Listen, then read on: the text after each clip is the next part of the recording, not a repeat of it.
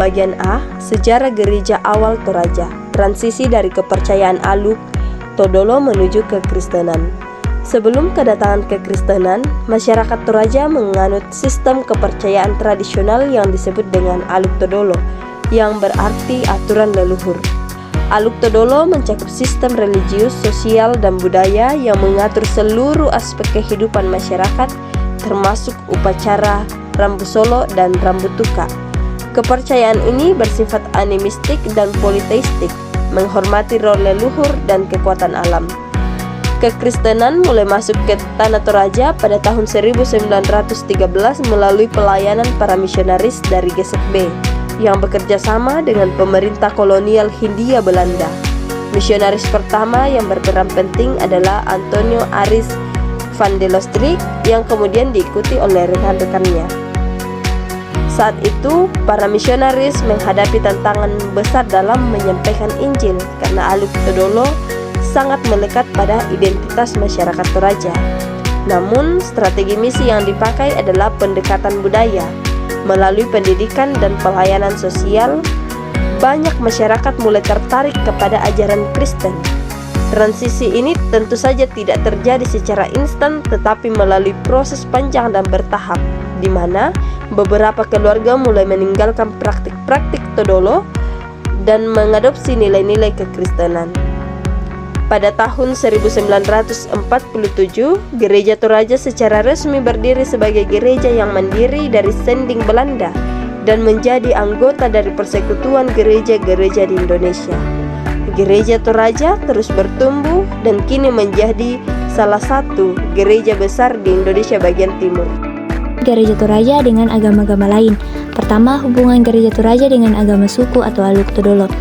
Kaitan antara adat istiadat atau adat dan ritual atau aluk cukup rumit sehingga menimbulkan perbedaan pandangan di dalam gereja. Pada perjumpaan pertama kekristenan dan keyakinan lokal Toraja, para pekabar Injil mengikuti pendekatan yang umumnya menggunakan kepercayaan lokal Toraja dan adat istiadat sebagai kekafiran, yaitu keyakinan yang salah dan sia-sia. Karena mereka berusaha untuk memisahkan kehidupan Kristen dari kepercayaan dan tradisi lama. Namun sebagaimana didefinisikan oleh peraturan yang biasa tahun 1923, Sending terbuka untuk praktik pemakaman. Salah satu masalah yang terjadi selama masa Sending, kewajiban terhadap para pemimpin masyarakat dalam hal memberikan bagian-bagian tertentu dari daging hewan yang dikorbankan dalam ritual kematian. Sending menilai bahwa kewajiban sebagai bagian dari sistem kepercayaan lama tidak boleh dilakukan oleh orang Kristen karena mereka mendukung stratifikasi sosial. Kedua, hubungan Gereja Toraja dengan agama Islam. Agama Islam merebes ke dalam kehidupan masyarakat Toraja melalui peperangan, perdagangan, dan perkawinan. Pada tahun 1936, Mahmud mendirikan cabang Muhammadiyah dan sekolah di Makale, dan pada tahun 1939 membuka sekolah lainnya di Rantepo.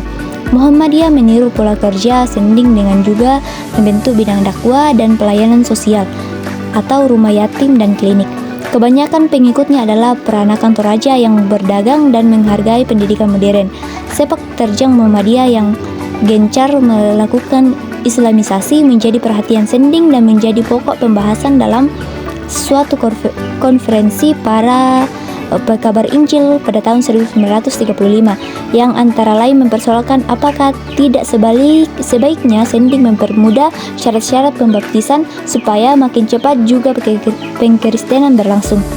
Pada tahun 1997, BPS Gereja Toraja mendukung pembangunan masjid di Malimbong dengan mencari dana sebagai anggota Forum Kerukunan Antar Umat Beragama. Forum ini beranggotakan semua golongan agama dalam berbagai alirannya, gereja-gereja Hindu Dharma atau Aluk Todolo dan Islam. Kemudian kita masuk ke dalam perkembangan inklusif Gereja Toraja dengan agama-agama lain. Sejak awal berdirinya pada 25 Maret 1947, Gereja Toraja mengalami perkembangan yang signifikan baik secara kuantitatif maupun dalam pendekatan terhadap agama-agama lain. Pertumbuhan jumlah warga Gereja Toraja sangat pesat, terutama pada masa awal kemerdekaan ketika kekristenan mulai diterima luas oleh masyarakat Toraja. Salah satu faktor utama yang mendukung penerimaan ini adalah kedekatan nilai-nilai kekristenan dengan budaya lokal terutama dalam hal penghargaan terhadap komunitas, penghormatan kepada leluhur, dan pentingnya solidaritas sosial. Sementara Islam juga hadir lebih awal di wilayah Luwu dan Tanah Toraja. Perkembangan kekristenan mendapat ruang yang luas karena pendekatan misi yang bersifat edukatif dan transformatif. Di sisi lain, penolakan terhadap Islam pada masa lalu juga dipengaruhi oleh pengalaman historis yang kelam, seperti paksaan untuk masuk Islam melalui jalur perang dan penaklukan yang meninggalkan trauma sosial dalam ingatan kolektif masyarakat Toraja. Dalam perkembangannya, Gereja Toraja tidak lagi memandang kepercayaan tradisional seperti Aluk Todolo maupun agama lain dengan pendekatan konfrontatif, melainkan dengan sikap yang lebih inklusif dan dialogis. Hal ini ditunjukkan melalui partisipasi aktif Gereja Toraja dalam forum kerukunan umat beragama, di mana Gereja Toraja turut mendukung pembangunan rumah ibadah agama lain, seperti ketika BPS Gereja Toraja membantu pembangunan masjid di Malimbong pada tahun 1997. Keterbukaan ini juga tampak dalam sikap Gereja Toraja terhadap pelestarian unsur-unsur budaya Toraja yang tidak bertentangan dengan iman Kristen. Misalnya penggunaan istilah Puang Matua sebagai terjemahan dari Allah yang mencerminkan pendekatan kontekstual terhadap teologi dan penyampaian Injil.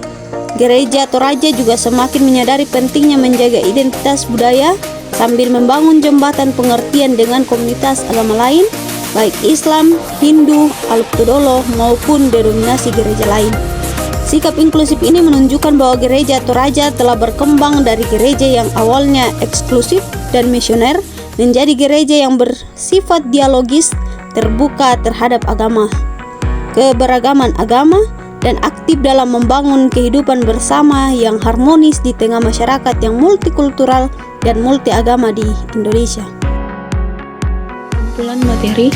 Dari materi ini kami menyimpulkan bahwa sejarah perjumpaan Gereja Toraja dengan agama-agama lain menunjukkan proses transisi kompleks dari kepercayaan tradisional Aluk Todolo menuju kekristenan dimulai sejak kedatangan misionaris Belanda seperti Van der Lostret pada tahun 1913 yang menggunakan pendekatan pendidikan untuk menyebarkan Injil. Aluk Todolo sebagai sistem kepercayaan leluhur yang memuat nilai sosial dan spiritual telah memberi fondasi bagi penerimaan kekristenan meskipun awalnya mendapat banyak penolakan.